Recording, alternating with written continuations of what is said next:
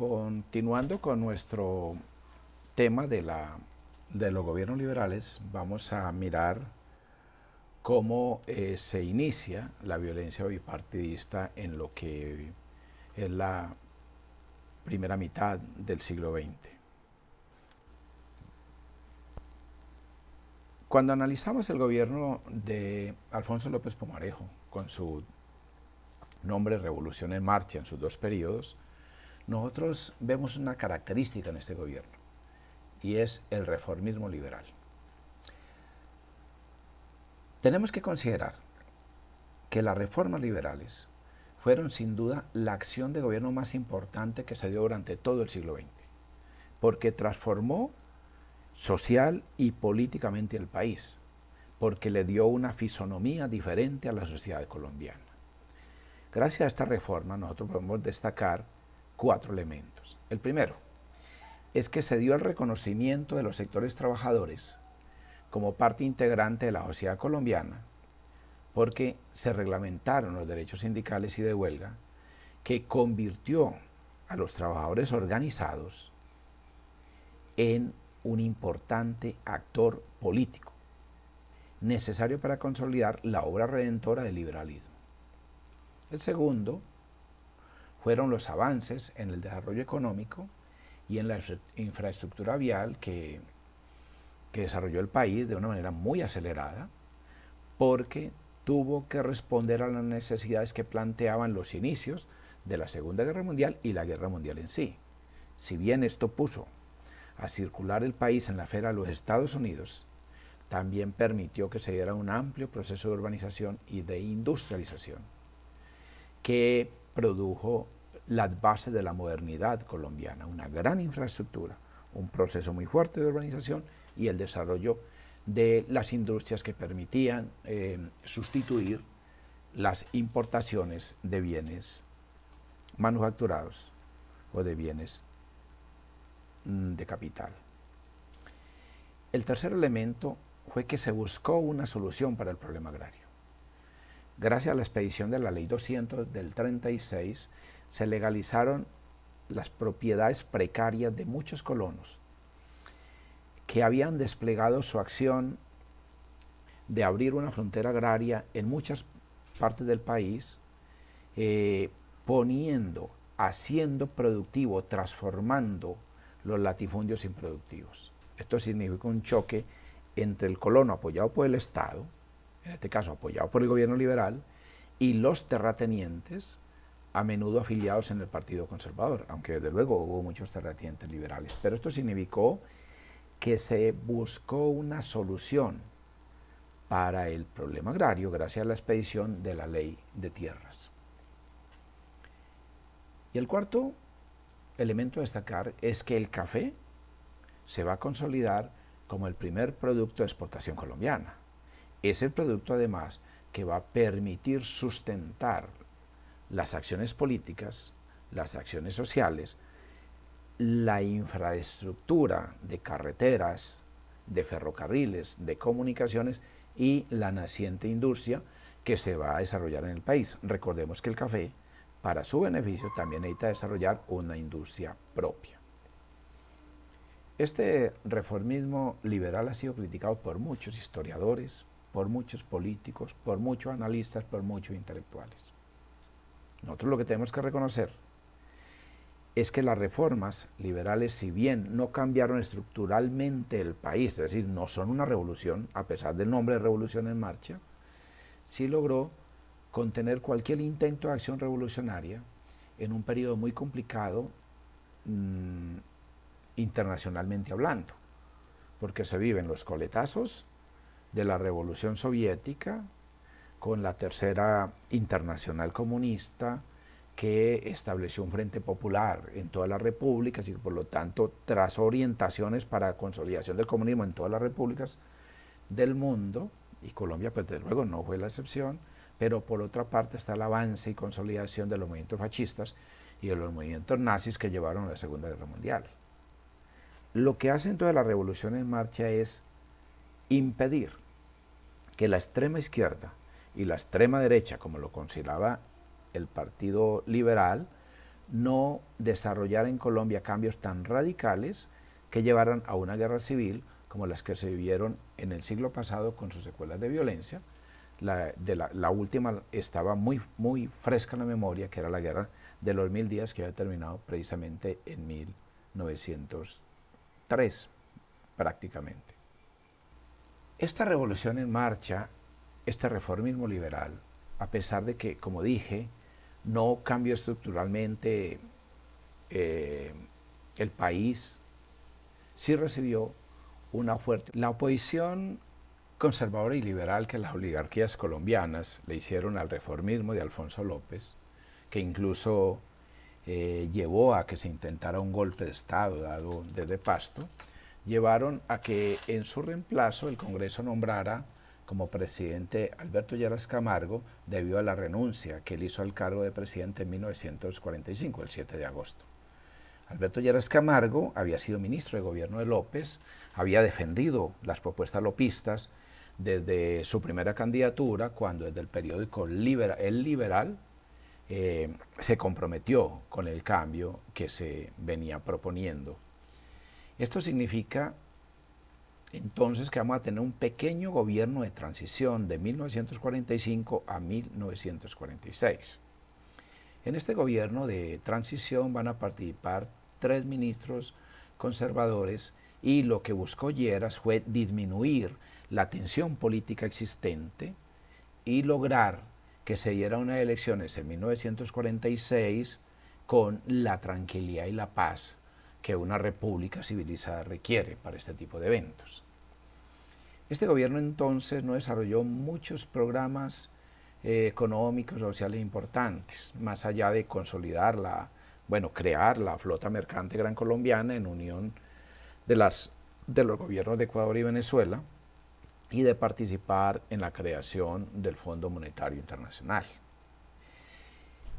Con todo, su gobierno no fue un gobierno tranquilo, a pesar de buscar apaciguar los espíritus, digámoslo así, porque se vivió esa permanente contradicción entre los partidos liberal y conservador. Esto no cesó durante este gobierno e internamente dentro del partido más bien se produjo una división liberal entre Gabriel Turbay, quien había declarado una fuerte oposición a López, apoyado por el periódico El Tiempo, pues que el ala más derechista del Partido Liberal y que representaba al Partido Santista, como tenemos oportunidad de recordar, y por otra parte estaba Jorge Eliezer Gaitán, que es el más claro representante del Partido Liberal Democrático y quien se había declarado en disidencia frente a las decisiones electorales del partido. El ambiente electoral entonces era un ambiente muy cargado de tempestad. Por una parte tenemos la división liberal. La convención liberal había escogido como candidato para reemplazar a López, reemplazar en este caso a Alberto Lleras, como candidato a Gabriel Turbay. Ya dije, era la corriente santista, la corriente más derechista que desde el Tiempo mantenía las posiciones más oligárquicas del partido. Él propuso fortalecer el Estado y buscar la unidad del partido como sus consignas para que los liberales lo votaran como presidente de la República. Por otra parte está Jorge Eliezer Gaitán, como ya lo mencionamos, quien al contrario que Gabriel Turbay, buscó su nominación en la plaza pública, en la Plaza de Toros de Santa María en Bogotá. Un acto absolutamente democrático que no tuvo precedente en la historia de Colombia. En lugar de llegar a estas convenciones relativamente amañadas con delegados, él le dijo al pueblo, escójame como candidato, hizo su propuesta y el pueblo lo acogió. ¿Qué propone Gaitán? Tiene una consigna, la restauración moral de la República. Está diciendo que hay que luchar contra esas oligarquías que han venido dominando el panorama nacional. Para eso es muy elocuente, tiene un discurso que sabe llegar a amplios sectores de la población, y en esos discursos él va a mostrar cómo hay dos realidades contrapuestas en Colombia. Por una parte está lo que se considera el país nacional, digámoslo así, utilizando alguna frase de otro intelectual liberal, el país real, ese país nacional, lo que se vive en las regiones, lo que se vive en los pueblos y ciudades, lo que se vive en los campos, que es los múltiples problemas que enfrenta un ciudadano de pie. Y por otra parte está el país político, lo que se consideraban las oligarquías de Bogotá, que tenía una visión del país que solamente respondía a sus intereses políticos y económicos. Propuso también Gaitán realizar una serie de reformas sociales que modificaran estructuralmente el régimen oligárquico. Ya no se trataba pues de un reformismo como el que se ha venido desarrollando, que fue muy importante, como ya lo dijimos, sino ahora una revolución más a fondo. Digámoslo en otras palabras, realizar lo que la revolución en marcha no hizo. También propuso que era necesario satisfacer las necesidades populares, que era necesario sacar a esa oligarquía del partido, tanto liberal como del Partido Conservador, y por todo esto fue considerado un populista, que según esas oligarquías invitaba a la confrontación clasista entre los de ruana y los de corbata, es decir, el pueblo, digámoslo el pueblo a pie, contra estas élites que están asentadas en los centros de poder, tanto en las regiones como en Bogotá. Por su parte, el Partido Conservador desarrolló una táctica interesante, porque no propuso candidato, sino hasta bien avanzado el año 46. ¿Y por qué se demoró? Porque él sabía que se estaba dando la división liberal entre Turbay y Gaitán, y que si se demoraban, no había tiempo para que el Partido Liberal se reconstituyera en unidad y conservara el poder. Entonces, un poco tardío, en el año 46, propone como candidato al ingeniero antioqueño Mariano Ospina Pérez, rompiendo una tradición que había mantenido desde 1934, que lo había llevado a abstenerse de participar en contiendas electorales. Esto tenía un problema, y es que Mariano Ospina Pérez, si llegara a ganar, tenía que contar con la fuerte oposición de los liberales, que como habían participado siempre en elecciones, dominaban los cuerpos colegiados, Congreso, Cámara, asambleas departamentales y consejos municipales. Por lo tanto, se propuso como un candidato de unión nacional, es decir, un candidato que podía nuclear a los conservadores y a algunos liberales que no estaban muy de acuerdo cómo se había desarrollado el gobierno durante la Revolución Liberal. Escoger este candidato, al ingeniero Mariano Ospina Pérez, fue una gran jugada del Partido Conservador, porque el candidato obvio era el director del partido, que era ni más ni menos que Laureano Gómez, quien desde una posición muy fascista y acompañado por sectores muy fascistas del conservatismo, debería ser el candidato. Pero los cálculos políticos llevaron a que Laureano Gómez pensara que si él se lanzaba, inmediatamente los liberales se unirían y los conservadores nunca podrían llegar al poder. En este ambiente político tenemos que considerar también al movimiento sindical. Dijimos que era un actor político muy importante. El movimiento sindical es el que lleva la delantera en lo que a movimientos sociales y reivindicaciones sociales se refiere. Su participación política era muy importante, y era muy importante porque era necesario consolidar lo que se había alcanzado durante la Revolución en Marcha, porque era necesario avanzar en el logro de nuevas reivindicaciones. Por lo tanto, para ellos era esencial que el liberalismo continuara en el poder. Por otra parte, la división liberal podía ser que los conservadores alcanzaran el poder y por lo tanto los conservadores podían echar atrás todo lo que se había logrado en materia sindical y en materia social. Desde esta perspectiva, entonces, los trabajadores de Colombia, organizados en la Confederación de Trabajadores de Colombia, eran absolutamente necesarios para el triunfo del Partido Liberal. Sin embargo, ante los dos candidatos de Gabriel Turbay y Jorge Eliezer Gaitán, la Confederación de Trabajadores de Colombia se va a dividir, así como está dividido el Partido Liberal entre turbayistas y gaitanistas. ¿Qué va a ocurrir? Que los dirigentes liberales de la CTC y los comunistas que están en los sindicatos van a apoyar a Turbay respetando la idea de que él es el candidato oficial del Partido Liberal. Pero las bases sindicales van a coger el nombre de Gaitán porque lo identifican más cercano a los intereses populares.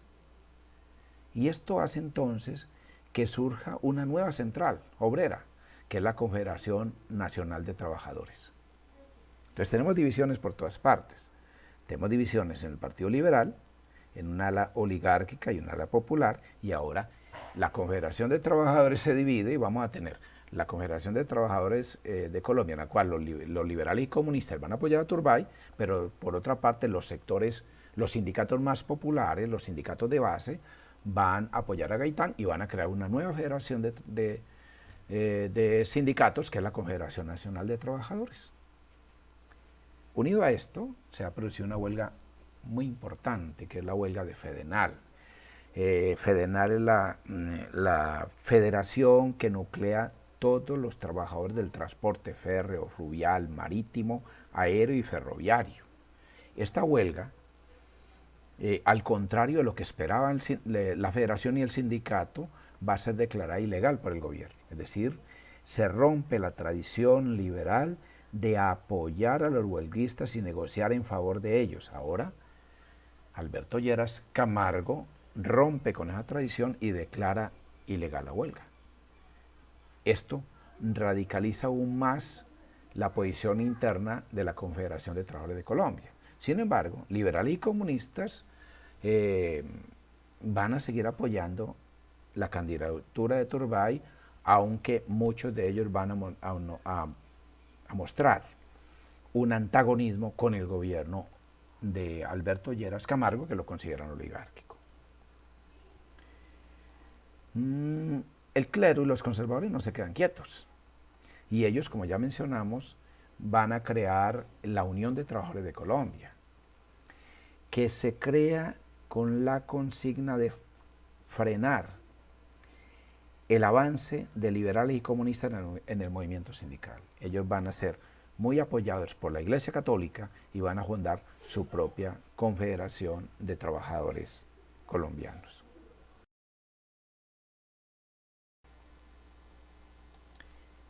Estas divisiones van a hacer que el Partido Liberal pierda el poder y lleguen los gobiernos conservadores.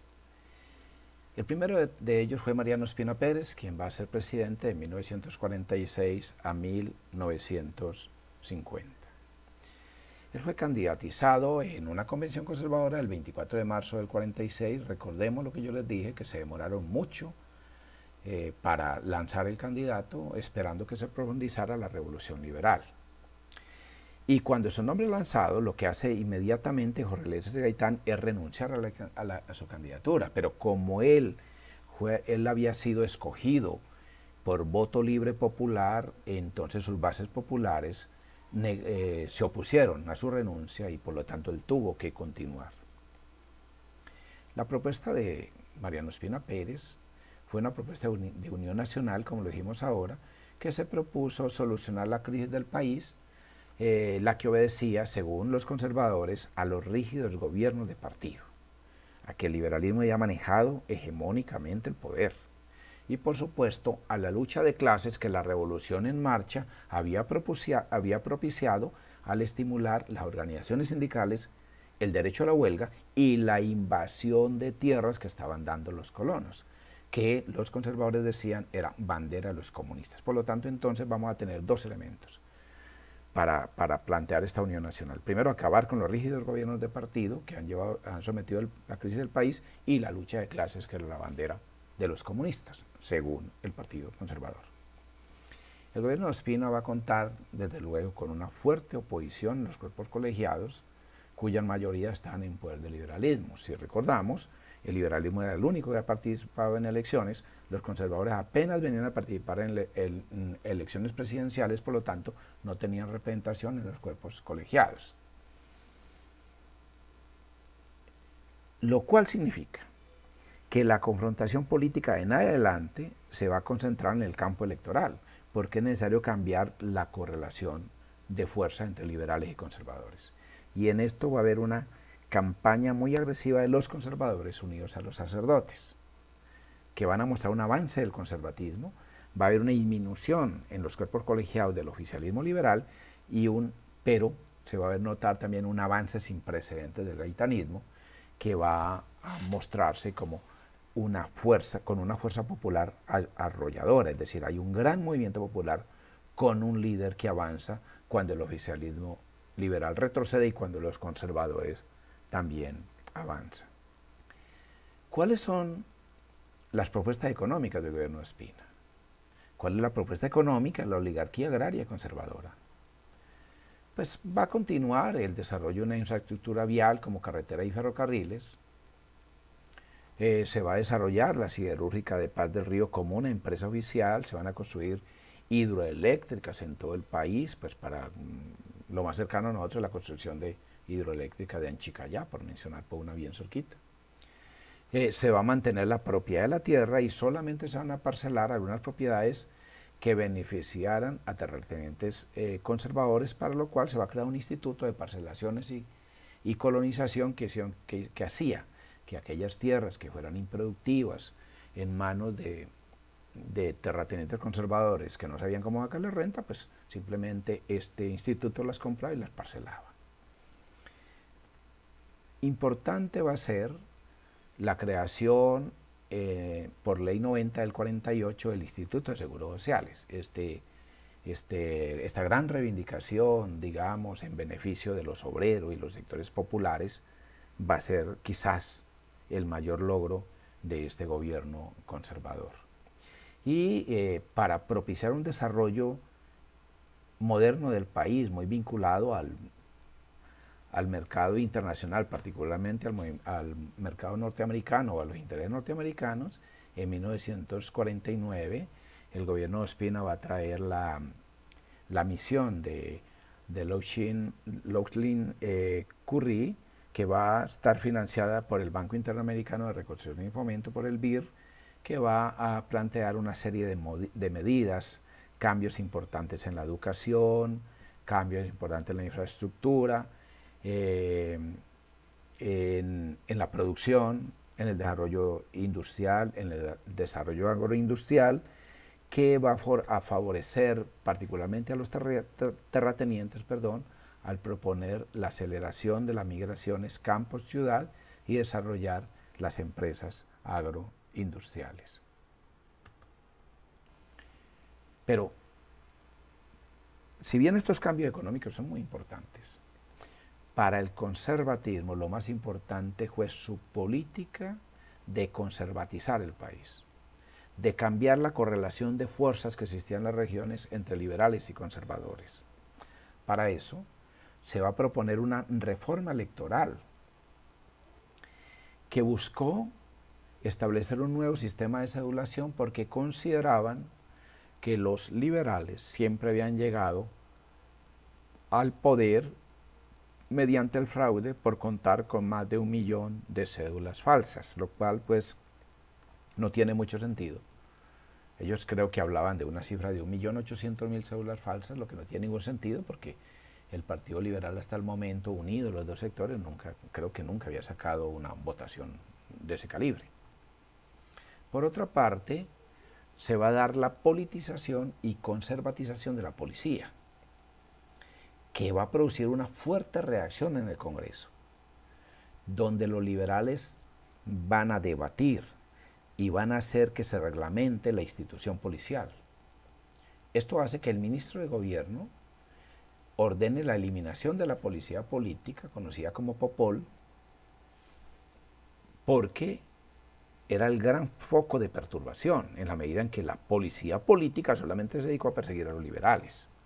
Si bien se eliminó la Popol, los conservadores se inventaron otra policía que la llamaron policía preventiva, que comenzó a hacer una serie de persecuciones también, de violación de derechos fundamentales a los liberales, y va a desarrollar ya una violencia política muy marcada que fue denunciada por Vanguardia, el periódico gaitanista. Es decir, los liberales en general van a denunciar esta policía porque esa policía va a desarrollar una violencia que va a ser considerada como una violencia oficial.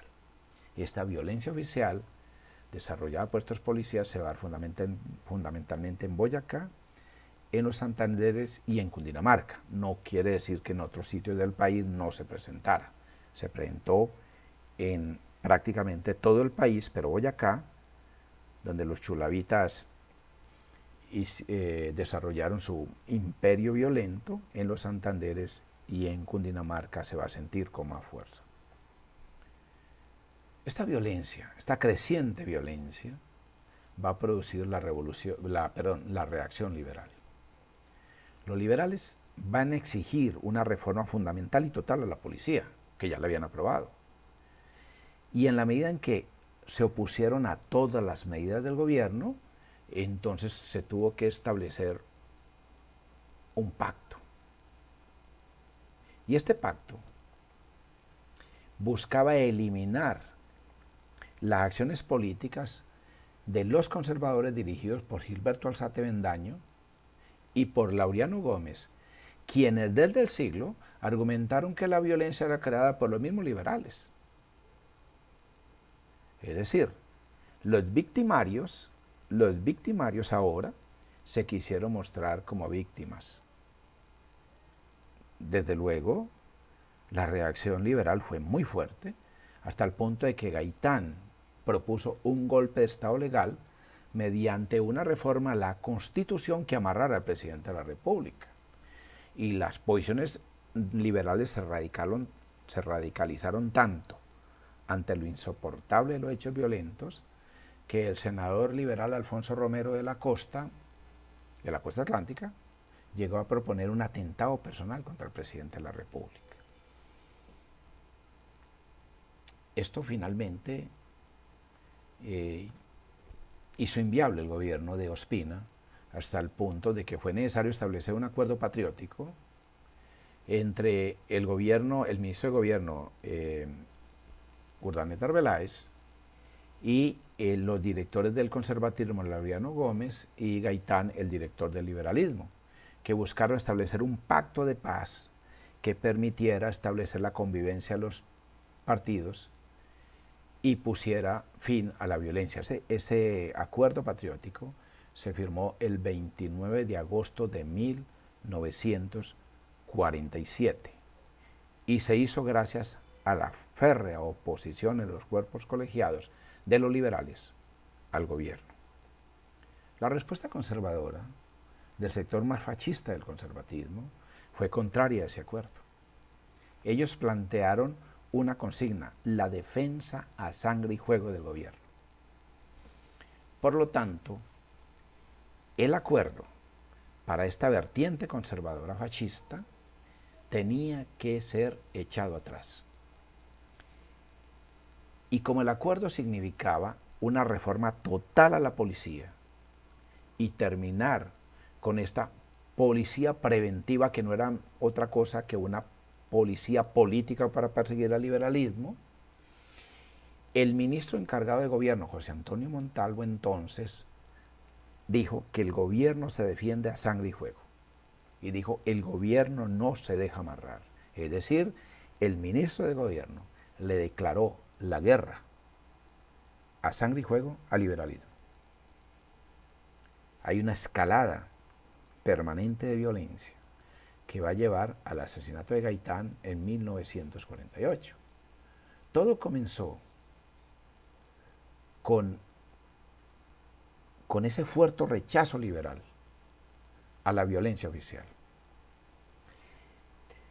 que hizo que Gaitán llamara a la resistencia civil, que buscaba bloquear desde todos los cuerpos colegiados donde dominaban los liberales al gobierno. Es decir, no se podía aprobar en el Congreso, ni en la Cámara, ni en la Asamblea, ni en los consejos municipales, ninguna iniciativa del gobierno, entre ellos el presupuesto. Esto es una acción coordinada de resistencia civil, que de todas maneras no detiene la violencia, sino que la acelera.